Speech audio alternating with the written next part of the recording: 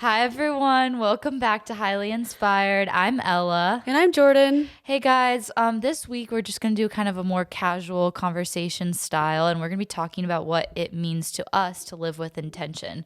And this could mean a variety of things. It could be applied to our personal lives, to our professional lives, to future like families that we want to have, or our dating life even. And I think that living in with intention is something that I've really honed in on in the last like 5 years or so, especially like being in college and being kind of in this environment where, you're really career oriented and you're trying to figure out what you want to do with your life and what you want to study, and it's about kind of like self-discovery and all of that, but you're also in this environment that's like super stimulating. There's a lot of partying going on. There's always something to do, especially like when you're a freshman.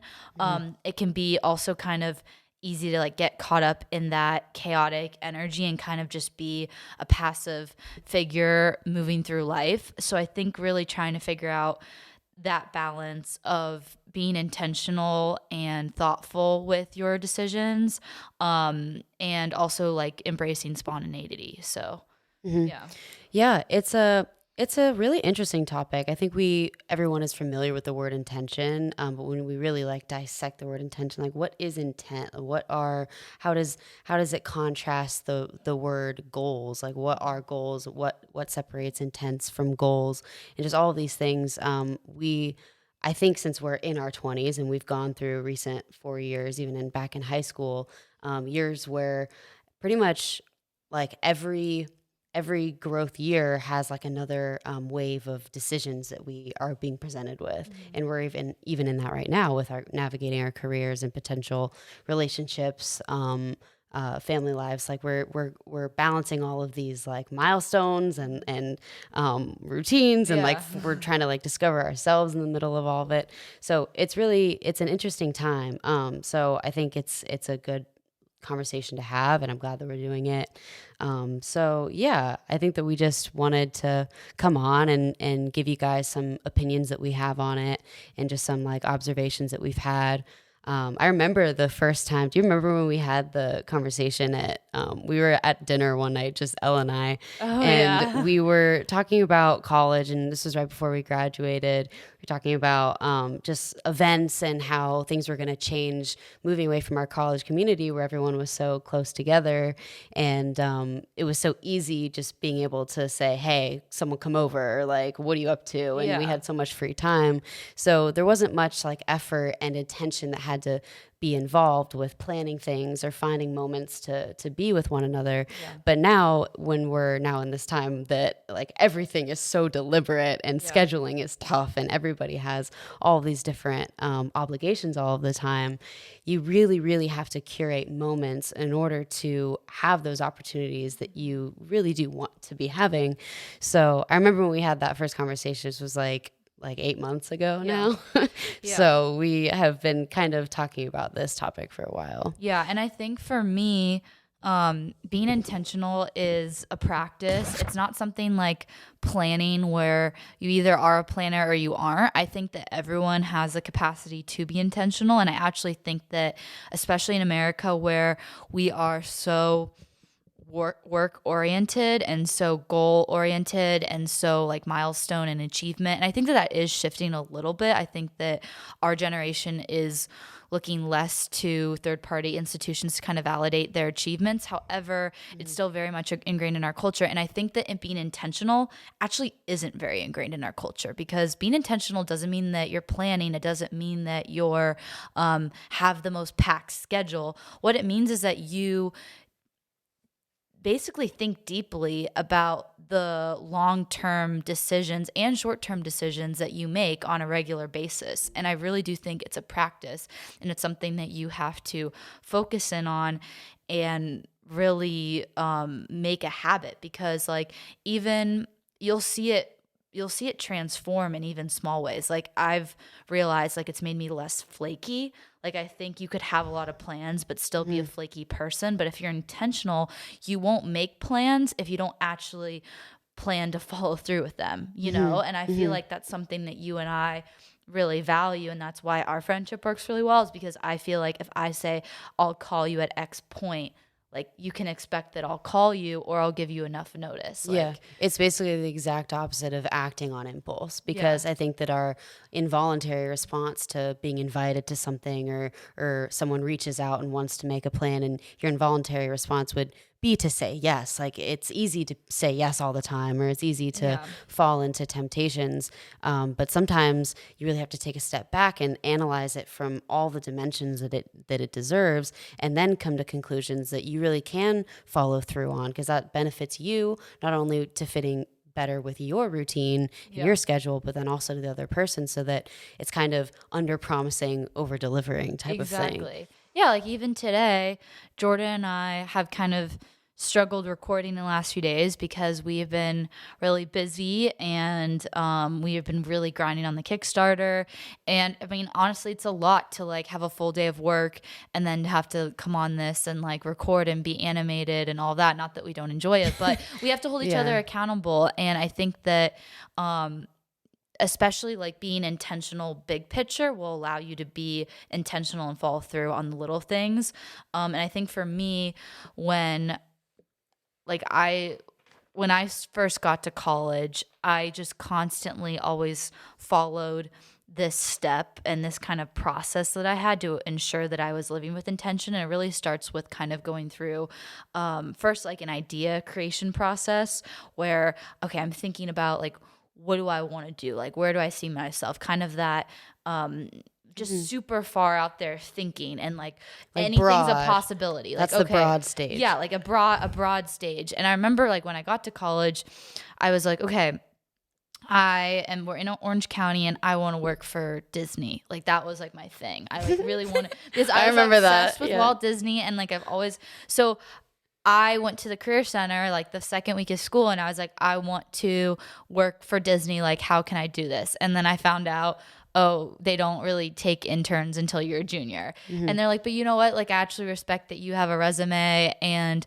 like you came to the career center like your second week of school. So why don't you just like, and I'm not like trying to gas myself up. I'm just kind of explaining a story. So I went to the career fair and I ended up like finding a startup company and was part of their like first round of interns. And that just kind of led me on this like path of opportunity after opportunity. Because I think once you get one thing, then you can kind of snowball. And then you're in this implementation stage. And then you're in this exposure phase where you're like, okay, do I like what I'm doing? What do I want to tweak?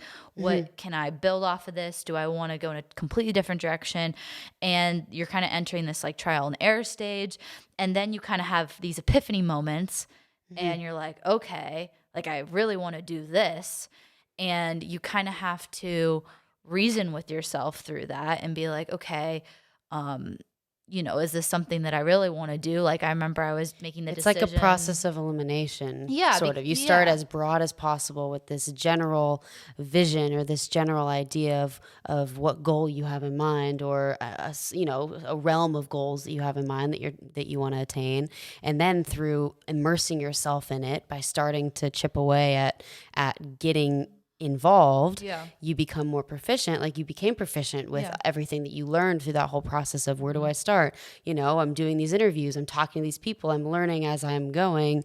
And then it really settled in and you're like, wait a minute, let's get like down to business here. Like, what do I want? Like, like very specifically, like, especially with things that take a lot of time.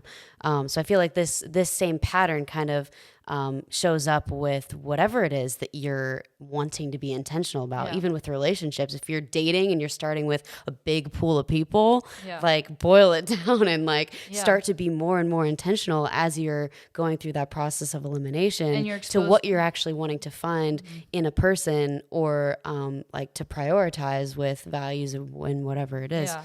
And that's why the exposure period, I think, is really important after the implementation, because like with dating, you're going to be exposed to a huge, when you first start dating, like imagine when you're like 16 or whenever you first start dating, like that pool of people that you might like or be exposed to is going to be pretty large, right? And then you're going to start seeing a few people, maybe going on a few dates and be getting closer with certain guys. And you're going to be like, oh, okay, like I like this, I like that, I don't like that, and then you're going to be able to, okay, like this is like the tighter group of people that I kind of like. And then you get to college and you can kind of be a little bit faster to like dismiss and vet people. And then when you graduate college or, are in your, if you didn't go to college, if you're in your, mid 20s, you're really able to look at people and be like, okay, like, are you marriage material if that's what you want, And so it's kind of like, but you have to start at 16 with that exposure and that kind of drive and vision. Okay, like I want to put myself out there and I want to date, or I want to have this general career, And if you don't go through that process, then you might be in your 30s and then be like, well, how do I have the life that I have? Because you were never intentional, Yes. And I think that that's the problem, is that like you could do all the right things from like a society standpoint, graduate high school, go to college or trade school or whatever, and then have a career and then get married. But like you never actually like thought through, like you didn't envision it first, And so then you might feel a little bit more confused when you just wake up one day and you're like, wait, this is my life, Yeah. And obviously, like, when you're saying 16, like these are very standard, ages for these like incremental, periods of college and graduating and all that for a lot of people, especially Americans. But yeah, that's a great point. If you're not able to see into those future years and put things in place to set you up for the goals that you want to attain in those later years, then you're going to get to those years and be like, well, why didn't I do that before? Or why didn't I at least try to have a vision or try to predict what could the Jordan at 16 want in that time? I still try to do that. I'm trying to get better. It's hard because I feel like if you're someone who is constantly changing, and you should always have some part of yourself that can keep room for change. Like if your mindset changes, or if, things get derailed, or like a pandemic happens, or whatever it is. I think that it's very important to not be so much of a control freak that you're not open to things getting shifted and moved around. And that's important, because if they do and you're a control freak, then you're just going to go into shutdown mode and have absolutely no idea what to do when things change. And you're going to continue to plan instead of being intentional, and you're going to reject the new information that you're given that you probably should be processing to make those new choices. Like I think for Jordan and I, we had to go through like a huge surrendering point in this year, or in 2021 especially, when we just figured out like, okay, most of the major cities in America like are not going to accept us based off of certain medical decisions. Like, and okay, like what do we do with that information? Like, how does that affect where we live? Like what we do? We saw kind of crime going up in different places and being like, okay, is that actually realistic for like two young girls to like maybe be in a city like that, where we'd have to be more stressed about being hurt or whatever. I mean, I didn't want my car broken into like while I was at work during the day. I didn't want to have to live in some tiny shoebox apartment and have a homeless person on the outside of my door. I mean, these are just my preferences. And obviously I care about my safety. I care about being able to, succeed in life with limiting the amount of risk that's there as best as I can. Obviously there's no guarantees, but we had a lot of big decisions to make last year. And I would say, given the fact that we came home to Arizona and we decided not to move to some big city, although tempting, like we considered it. Like I always envisioned that I would, and at least in high school and college, I always thought that I would move to one of the big cities in America right after I graduated, because it's a good place to be amongst a lot of young people and to meet new people and to have opportunities. But I think we're in a different landscape now, just after the pandemic, or well, still in the pandemic. But we didn't act on that temptation. We looked forward into the later years of our 20s and so on, and decided, okay, I don't think that's the best option right now. I think the best option is to maybe look at it in a different way. And some people might not have thought about that, or still don't agree with that. Everybody has their own preferences, but yeah, that was sort of what it was like for us. And you have to go through, I think, a surrendering period, especially if you're like a spiritual or religious person. I think for me, like, I kind of realized my own limitations as a human, and I realized that I would say I'm a more analytical and logical thinker, and I think that I try to approach decisions and making intentional steps in that way. But I've realized, okay, that can only get me so far. And when the point comes to make a decision, like, I have to do all the legwork to like think through all the logistics. However, at the end of the day, like, I have to surrender to a higher power and be like, okay, give me a clear like sign or feeling and gut feeling what I should do. And even if I did all of the thinking and the planning, and that gut feeling is telling me to do the exact opposite, like, you have to be okay with going with that gut feeling. I think that is also being intentional, because that's allowing you to take listen your to ego out of the picture and listen to your gut, listen to that outside force that is more powerful than you, and really surrender to it. Because ultimately, if you believe that there's a life plan for you, you're not going to, like, you only have the information that you know already. So you have to surrender to something, I think, larger than you in order to truly connect with what you were born to do, in my opinion. You're right. I don't think that most people have that innate ability to reinforce their gut feeling. Yeah. There's no way to do it. I think the maximum amount of like intuition that we have is our gut feeling, but there's no thing greater than that, at least within ourselves. Yeah. So, yeah, I think that's where like the higher power God element comes in. And I think that, like, for me personally, I believe that I believe in God, and I believe that He is able to see the lifespan, the entire like outside of time dimension, that we're limited progression of each person's life. And so I think that He speaks to me through showing me like my gut feeling, and really like making it known when I come to moments that I'm, with a tough decision that I can't decide on. And I'm horrible with decisions. I think you're better at them than me. I was definitely better at big decisions than me. But what would you say your struggle is the most? I think it is identifying like what to do with that gut feeling that I have, or like I know that it's there, but I'm just trying to like refine it, or I'm trying to like articulate it, or so I'm you don't trying want to quickly act on it. Yes, I like let my gut feeling sit for like a really long time, and I'm trying to get better at recognizing it earlier so that I don't waste time and that I can just like act on it quicker. But it's hard. I think that, and then it eats at you too when you don't. Yeah, it does. Yeah. And but maybe there's a reason for that too. Maybe the Everyone's reason why different, God has made me more fine with letting things simmer. Yeah. Maybe that's for a reason. I don't know. But sometimes it is a little foggy and it's annoying. But yeah.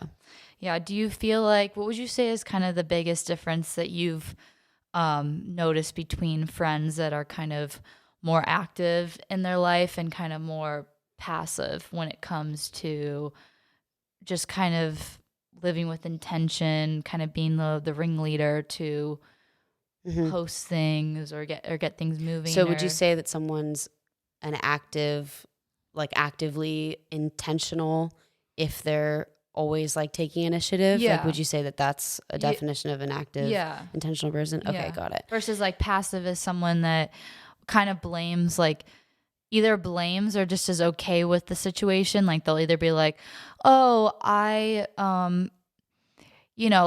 everyone hung out without me, like that's so lame. And it's like, well, maybe you didn't ask to come, or something like that, or being upset that you didn't get invited when you're never the one to to make plans, or you're not the one who takes Or initiative. maybe just being upset that the plan isn't what your vision is. Like maybe one person wants to stay in a hotel, but the other person wants to camp, and the person who takes more initiative and is more intentional with the plans kind of ringleads it, and then the other person's upset, like, oh, well, I wanted to go to the hotel, you know? Okay, Like, I see. Yeah. Like, what do you think is the biggest difference between those two mindsets? I actually think that okay, so if active and passive are on the two ultimate extremes of Yeah. that spectrum, I do think that there's somewhere, the more ideal sweet spot is somewhere in the middle, but not directly in the middle. I would say that it's better to be a bit more active, because I think that you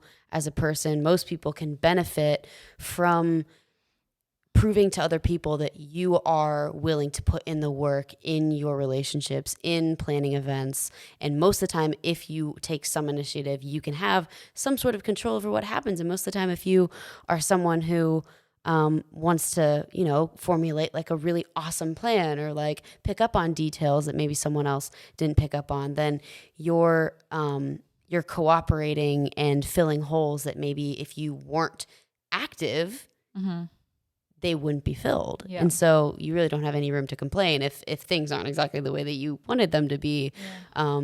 You don't have any room to complain because you actually like contributed. Yeah, and I guess it's good that we have that spectrum of people, because I think if everyone was active and kind of wanting to be the initiators, I think that there would be probably more conflict. I think there needs to be that balance of, I think so too. It'd be competition commander and easygoing. It's interesting because I am definitely, like, my personality tests that I've taken, like, I'm the commander. You are? Yes. Wait, what is do you know the code? It's EN. INFJ? Yeah, I think INFP? No, it's J at the end. Ooh, interesting. So I'm an ENFJ. Yeah, I think we're close. I'm a protagonist, but I'm not a commander. Protagonists are like, I'm charismatic, like I can speak my words, but I don't like to control everything.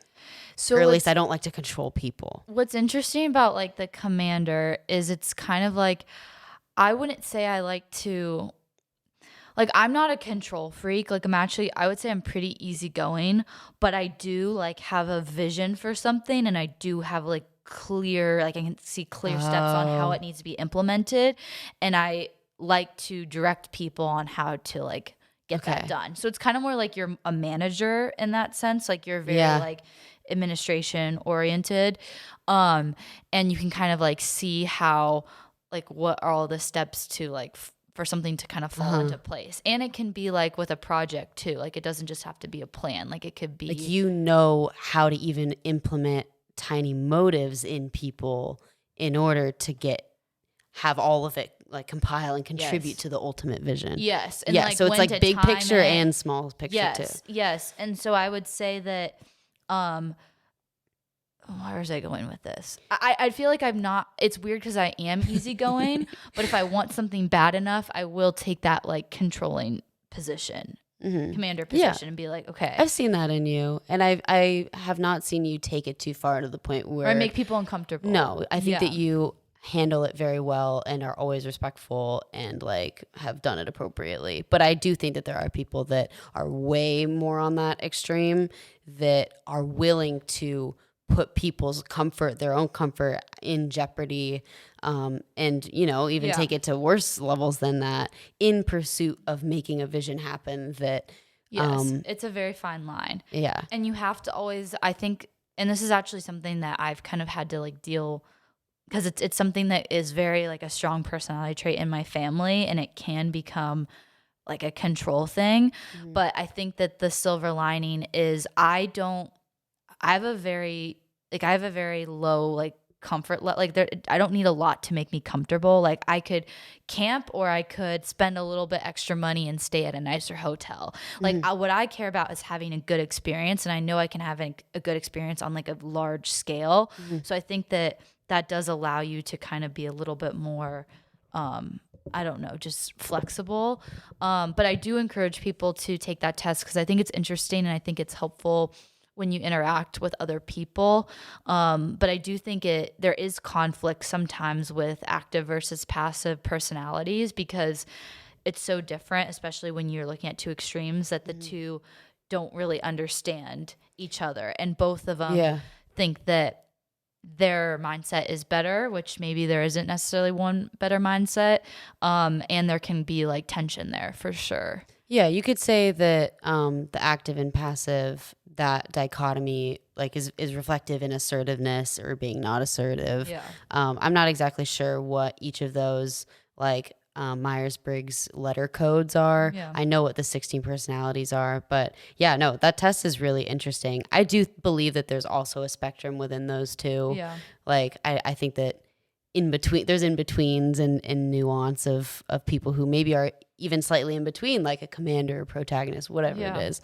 But for the most part, I think that they're it's good to see, and it's always nice to read something that articulates what you already know about yourself. But sometimes just reading the articulation of it is really just, I don't know, eye-opening Yeah. and helpful Yeah. as we're, especially in an age where we're figuring ourselves out and we're amongst so many people. Like everybody is so different. Yeah. So With passive people, I feel like another way to kind of describe that I think everyone can get caught up in is kind of being stuck on autopilot. And I feel like especially nowadays, like we kind of stated earlier, it's easy to kind of just do things without putting a lot of thought into them. And even if like it's a productive thing, I think it's really easy to get in a job right after college and then kind of get used to a lifestyle, and then you're basically making money to keep up with the lifestyle. And I think that that's actually something that kind of pushes people to be an autopilot, is when you're like keeping a job to maintain a lifestyle, when it actually should be the opposite. You should figure out what your lifestyle is first and then decide like the career path you want to go down. Because if you get a high paying job right out of college and then do your lifestyle based off of that, it's going to be harder to downgrade. Like it's always easier to upgrade your lifestyle as opposed to downgrade, you know? And so, but also there's the element of when choosing your career route, like do you say you have been used to a lifestyle that requires a certain level of income in order to maintain it, like just in terms of the products you buy, Yeah. like food you consume, things you do, and that's just been your norm. I also wouldn't recommend people to choose a career that pays well because you want to keep that stuff when you're going to hate the career. Like you also Yeah. want to find a balance with like something that you like and that you're geared towards and that you enjoy, because I think that a lot of society is doing jobs because they're trying to maintain lifestyles, and then they're actually becoming depressed because they hate the job or they hate the Yeah. career that they're stuck in. So I think that is an element that I just wanted to mention. yeah, so that's why I'm saying I think you need to establish what you want your lifestyle to be like first, and then find the career to fit that. Like if your lifestyle is that you want to travel, okay, well then maybe you need to find a remote job. You know what I mean? And maybe it's going to pay less. I don't know.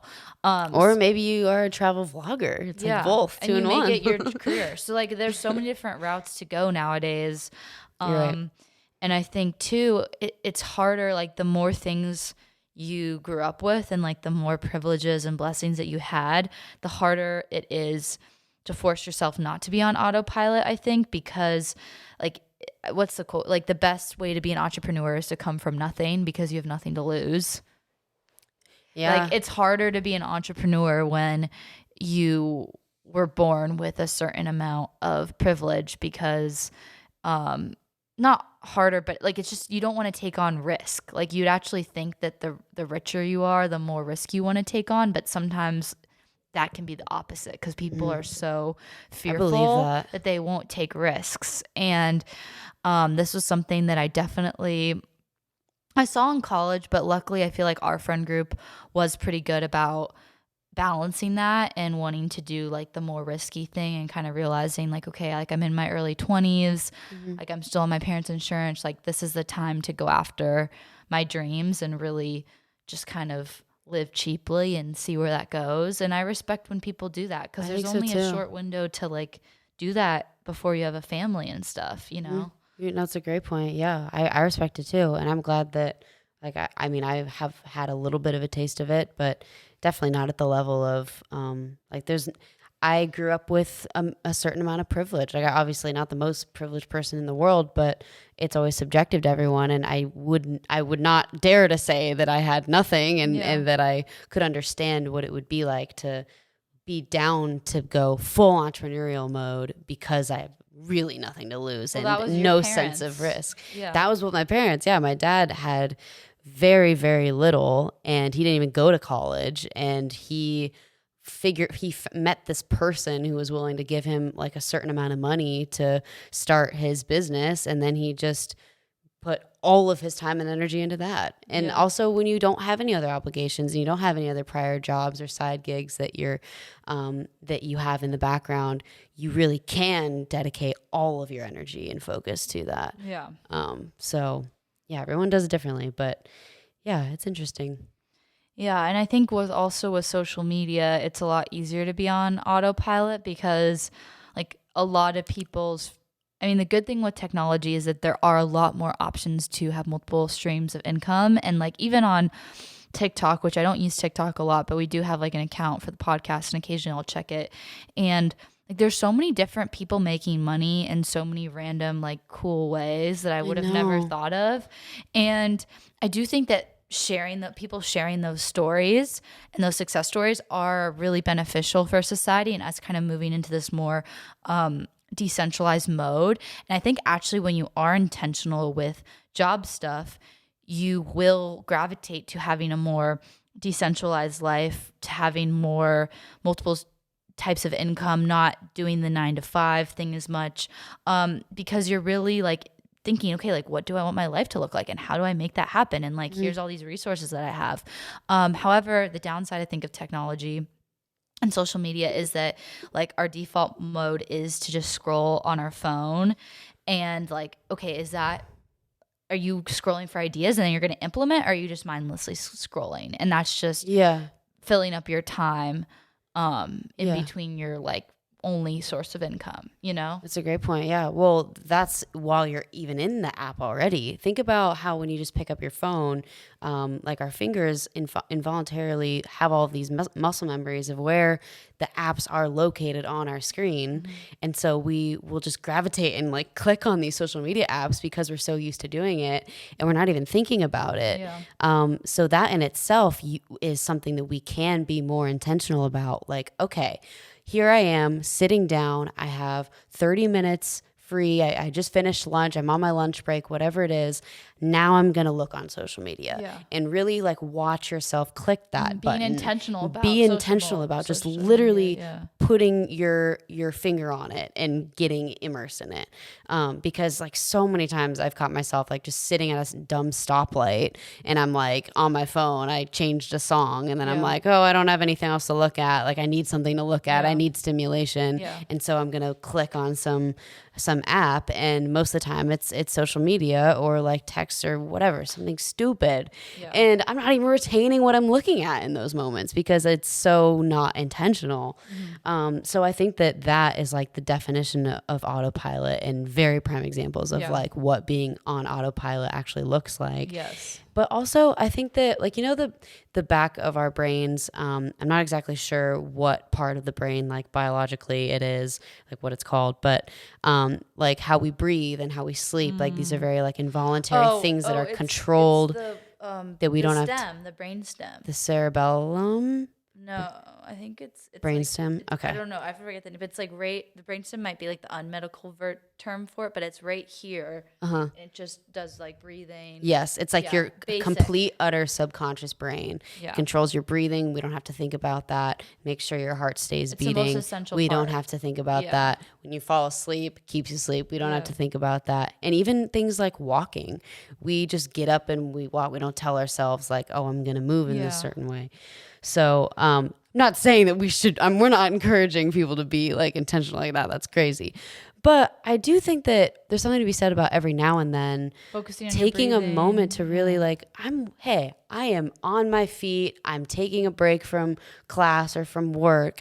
I'm going to go walk outside and I'm going to stare at the sun, look at get some fresh air, and just like, connect more with your physical being and not just be going from one thing to the next, the next, to the next, and to one screen to the next screen. Exactly, because it's so easy to do that and we constantly do it. But I think it's important to have those more like meditative, retrospective moments, like every so often, every day. That's what I loved about before we were on online school. But Jordan and I, we would walk to class in college, and honestly, like it was a short walk, but like having those moments in between class I where miss like that walk. It like forced me to like not be on my phone, not have anything else going on, and it was just kind of like some peaceful time. I think you can find that in yoga and exercise, and I think like establishing like zoning in like what is my breath, what is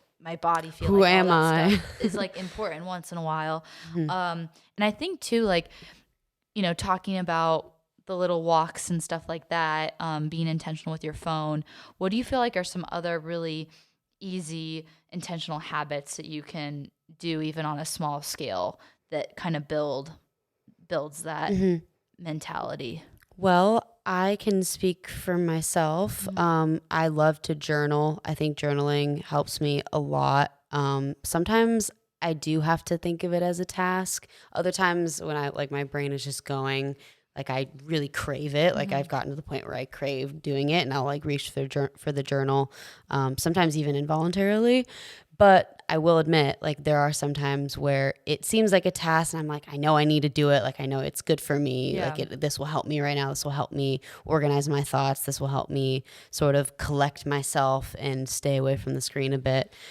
So there are good times and bad times with it, but even the times where it was maybe perceived as like a bit of a chore before I ended up doing it, while doing it and then after doing it, I feel so much better because it's just like an exercise to really think, like you're mouthing words in your head. Yeah. And that's what like when I write or even typing sometimes, like I'm not like you're like when we type, we're typing so fast that we're not like reading every word in our heads. When you're journaling, you're so much slower and it connects like the brain to the hand and you're like seeing the word on paper, like in your handwriting that's customized to you. It's just a lot more, I think, meditative and it's intentional. Like that's the word, I guess you could say. I would say too, this is interesting that you bring up the dichotomy of handwriting versus being on the computer and typing, and we're talking about taking a walk as opposed to going from screen to screen to screen. And I think what is the biggest thing that I'm hearing is, okay, being intentional kind of ties back into us connecting more to our physical bodies and nature and our souls and our spirituality, all these things that are very part of the natural physical world.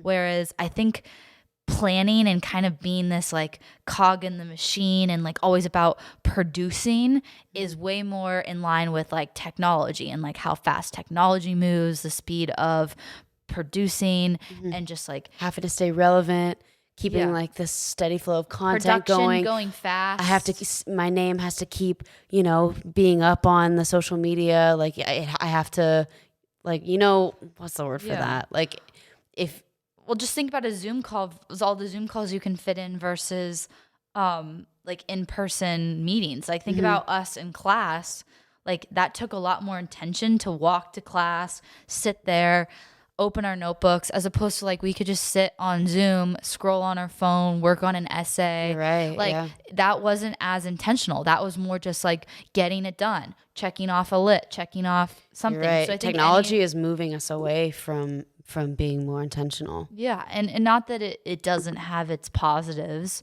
because I think we embrace technology. We wouldn't be able to have the podcast without it.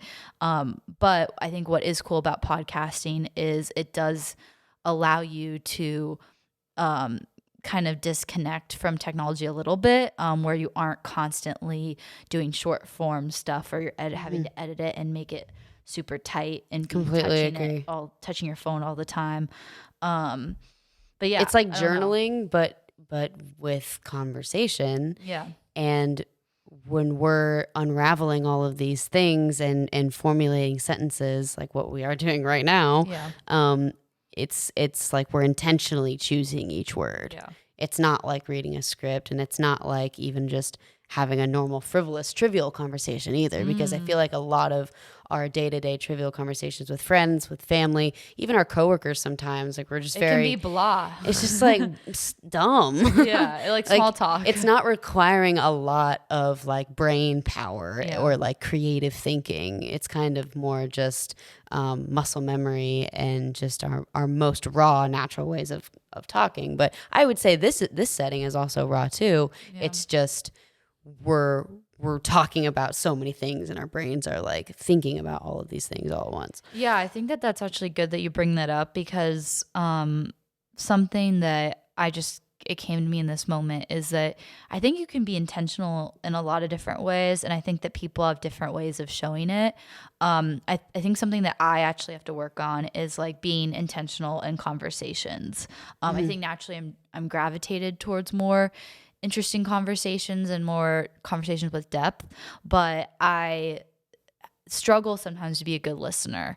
And I think that there are people that actually are maybe a little bit more passive, but are really good listeners. And that is a form of intention. And maybe someone like me who sees intention in more like actionable steps is kind of like, well, I don't think that person's being intentional, but maybe they're being intentional in other ways that I might struggle with, you know? So I don't think there's one right or wrong way to be intentional. And sometimes it might not be as obvious. But something that's really helped me try to like make decisions for my life is trying to visualize, okay, what would my ideal day be? Because if I can figure out what my ideal day would be, then I could work backwards to like, what does my ideal life want to be, you know? Okay. So you start with like the ideal day, and then it goes into the ideal, month or season, and then the ideal year. Well, and like, then what's your ideal day? It depends. It depends on like, Like a how I'm feeling. I mean, I have like my dream day, obviously, but your like ideal work day. Like honestly, I think that my ideal day, even if I had everything in life and I didn't even have to, consider money, or I didn't have to consider health or safety or whatever. Honestly, I do think my ideal day features a lot of different types of things. I like to push myself at least a little bit. Yeah. I like to get that gratification of that I accomplished something productive. I like to feel productive. And that doesn't mean just being productive with like chores. It means like producing something. I like to make things, whether it's like for work or for something creative. Like I would always love to have something in every part of my day in every day, a portion dedicated to that. I also would like some sort of like physical activity. I like to be on my feet at least a little bit. I like sports. I feel like in my ideal day it would be something like that. But then also like the social aspect too. I feel like going back to the 4 pillars of, social intellect, social, intellectual, physical, spiritual. I would like to have each of those in my ideal day. Yeah. So then it's like, then if you're looking at your life, it's like, okay, so I want to incorporate like getting, making enough money so that I could have a gym membership, or maybe I want to live somewhere where I can be closer to nature, or maybe I want to live somewhere that's more population dense. Like if you want to have like a dinner every night with friends, then maybe you need to be somewhere more population dense. Like I think visualizing, okay, what does your ideal day look like, then can help you establish those bigger things that maybe if you struggle like thinking super big picture, that can help you lead in those directions. Because I think everyone can like think about what their ideal day would be, That applies to everybody. That's very tangible and doable and like easy to wrap your head around, I think. Yeah. Do you want to talk about dating with intention and kind of that side, or just relationships and that kind of side of it? Yeah. Well, so I actually listened to a TED talk from this girl, Neha, I forget her last name, but she's explaining that, and I hadn't thought about this before. She's explaining that I think a lot of people, or that she thought a lot of people get the difference between like goals and intentions a little bit confused. I think that we're like society, especially in a first world society, we're very goal oriented. Like we're task rabbits. We like to get things done and then move to the next thing. But sometimes always being in the pursuit of goals can remove us from the present and being present focused and making sure we're not too future minded and too focused on wanting more and more and more, that we forget about like, how can we be the best me like in this moment? Yeah, for sure. So she was basically defining that goals can be the means to allow you to be intentional. Because it is important to have goals, right? Because then it can set us on the path of always being improving, and we want to make sure that self-improvement is always in the picture, but also to not set too crazy of goals that change your life like dramatically. Because say if I were to set my New Year's resolution for this year of wanting to like triple my income compared to last year. Yeah. That's a really big goal. Yeah. And sometimes setting like too big of goals, like although that's admirable and like ambitious and good, incremental change can be easier on you, like physically, like you want to make sure you still have time to like take care of yourself, that you're not throwing yourself into this complete spiral of more responsibility that you weren't prepared for ahead of time. So I do think that knowing that dichotomy between what intents are and what goals are is important, because I think intention comes more from like you and your soul and your personality and what makes you tick, and goals are kind of just how you can actually reveal that to the world and how you can be that best self, not only in your future opportunities, but in the present. Because I think that we're always talking about like, oh, I will do this, or when I'm at this stage, or when I cross that milestone, I'll be this person. And then in pursuit of always having these conversations and always thinking about that in the back of our heads, we forget about, wait a minute, like I can just like do that now. Yeah. Like I can just be that person like right now at this second.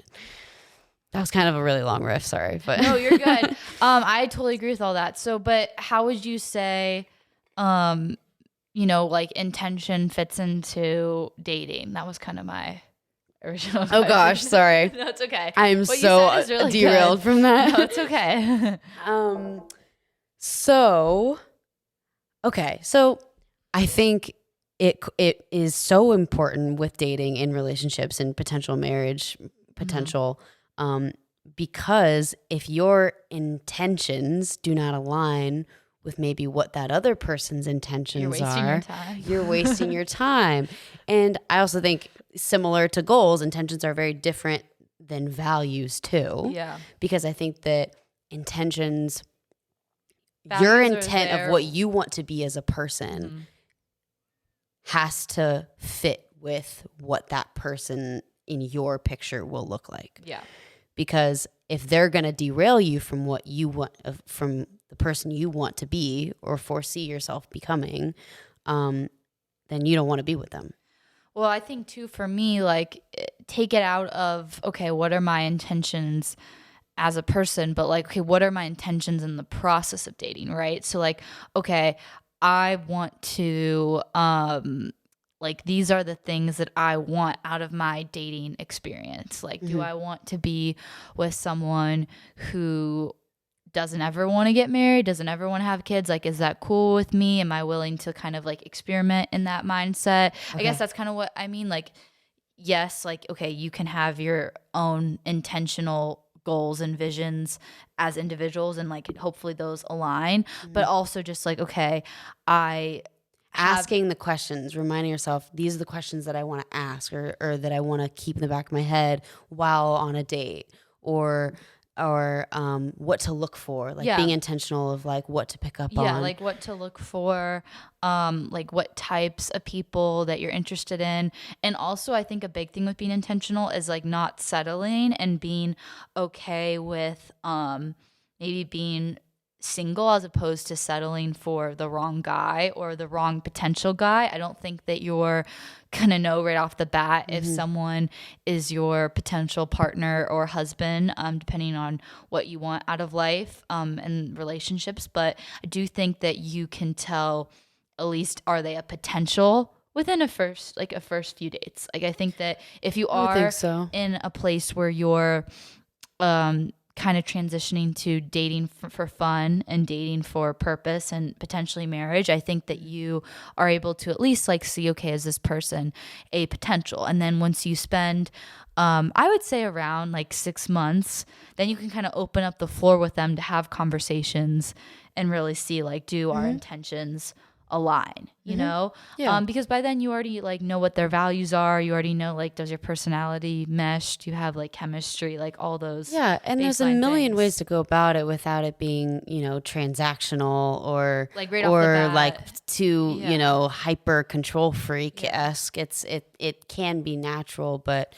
just keeping those intentions in the back of your head and not letting them fall into your subconscious and off your radar. I think that's a great way to go at the process of dating um, or even going through early stages with somebody that Yeah. you're already in a relationship with, to make sure that your ultimate big picture intentions are going to be, or not going to be, like, suppressed, I guess. Yeah. And something that I actually kind of, at least I disagree with, is that yes, I think like you can kind of rule certain types of like personalities out pretty quickly, but I do think that you should go through a process with someone, especially if you have this like gut feeling that this person is the right person for you, or has a high chance of being the right person for you, even if initially like you and that person are differing on like maybe timelines or goals or some things that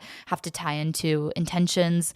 If you think that there's enough of a baseline there and your gut is telling you to like continue the process, like I think that it's okay to kind of override that and not be so black and white with dating. I think that a lot of people that are more traditional women tend to give this like black and white dating experience. Like, okay, if you want to get married and the guy says he's not interested in marrying that fast on the first date, like just ditch him. And it's like, okay, well, like guys, especially guys and girls, like we think very differently. And I think that we kind of, I mean, even if you think of like a little girl, like how many little girls like think about their wedding day and like continue to think about it for Yeah, and they're like so years, stuck on and they're it. so stuck on it. Even girls that claim to be super like empowered and individualistic, like I bet if you really got them alone, like they would tell you like what Yeah. they're, guys aren't thinking about that. Most guys are not thinking about that. So you kind of have to be,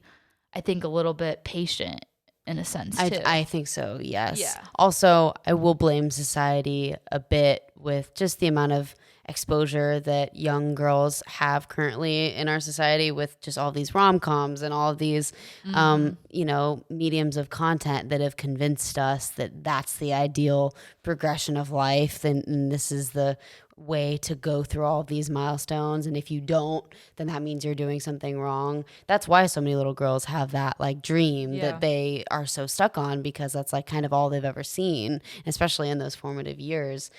It being sold in such a glorifying and exciting and easy to attain way, quote unquote, obviously. It's hard to reform that entire mindset. Oh my gosh, well, a rom com is the exact opposite of living with intention from the female's perspective, because I mean, you just have this guy that like sweeps you off your feet and then you get I married. know.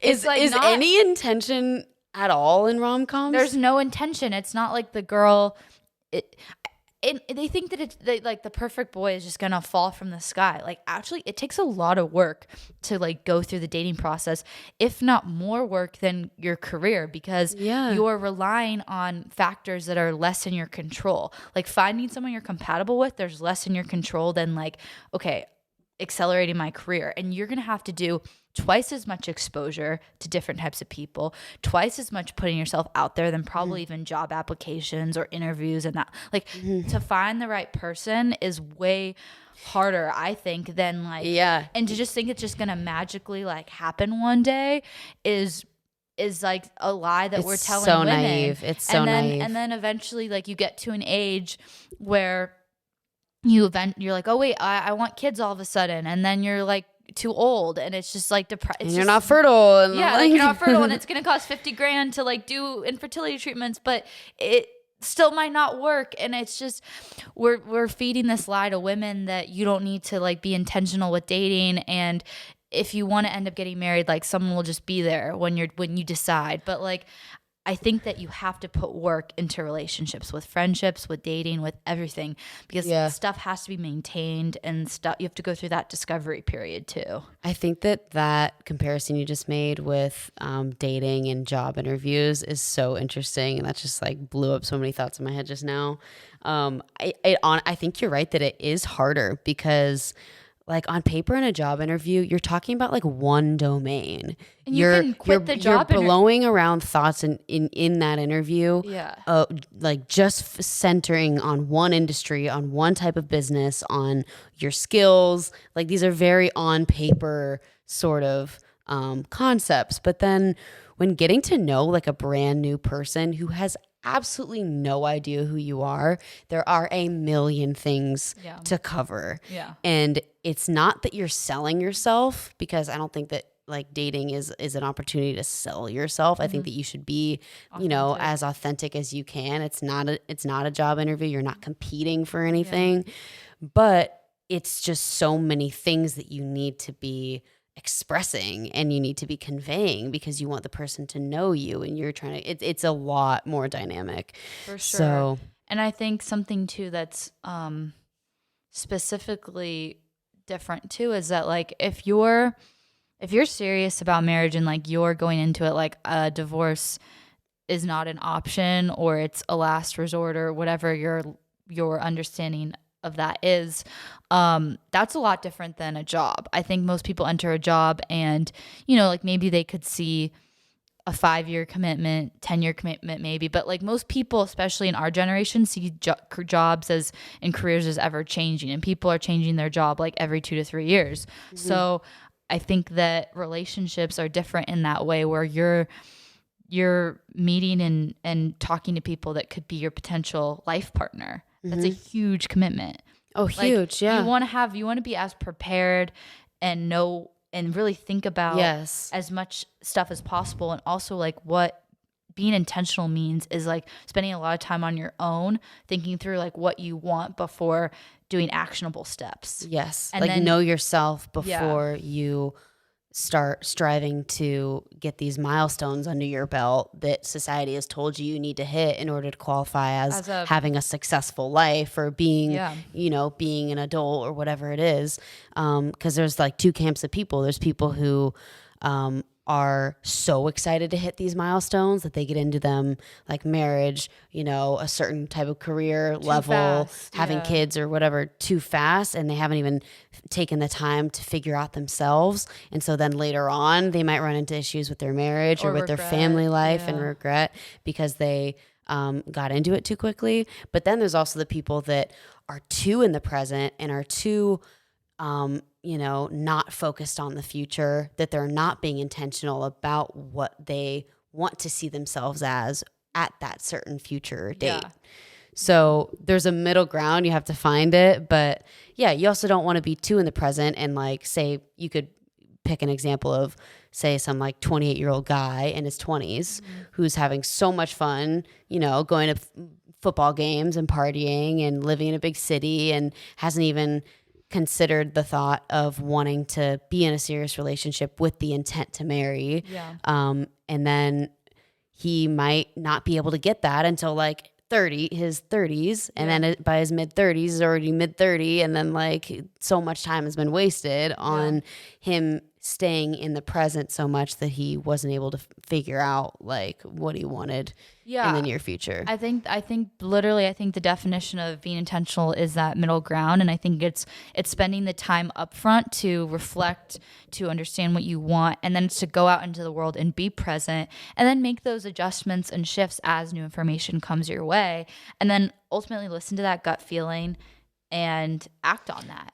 And I think that's all you can do. So could you say that that's also similar to being proactive instead of reactive? Yes. Yeah, I would say so, which I think being proactive is really important because you're just going to feel like you are designing the life that you want as opposed to life designing you, you know? I like that. Like you are, like it's your life, like especially being here in America, and if you have opportunity, like there's no excuses not to at least try to design the life that you want, you know? Mm-hmm. Would you have any advice for, say, someone who is intentional but almost too intentional? Because I do think that there's a possibility of that too. When shit hits the fan, what advice would you give for someone who like has no idea how to rebound from that? I would just say like that you can't keep going on without like I said, taking in that new information. And maybe there's a reason why your initial decisions and thinking is being interrupted. And maybe if you process that information and let it shift your intentions, maybe a better outcome will come out of that.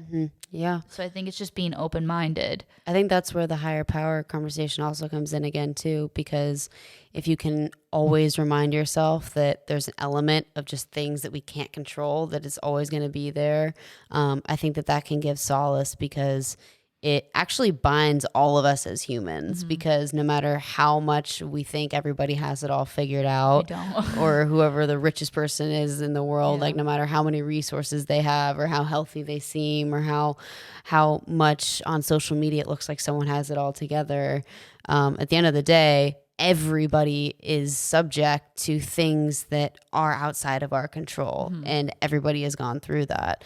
So I think those constant reminders can help moments where you feel like, oh my gosh, I'm bummed. I thought I had everything figured out. I thought I had all my ducks in a row, and then this happened. It derailed it, and now I'm just frustrated and I have all these grievances. Like you don't want to stay in that place. You want to get out of that mental state and hopefully rebound and stay with your intentions, because like don't give them up, like just stick with them. I think everything happens for a reason, and I think that's the best way to see life. I feel like we covered a lot.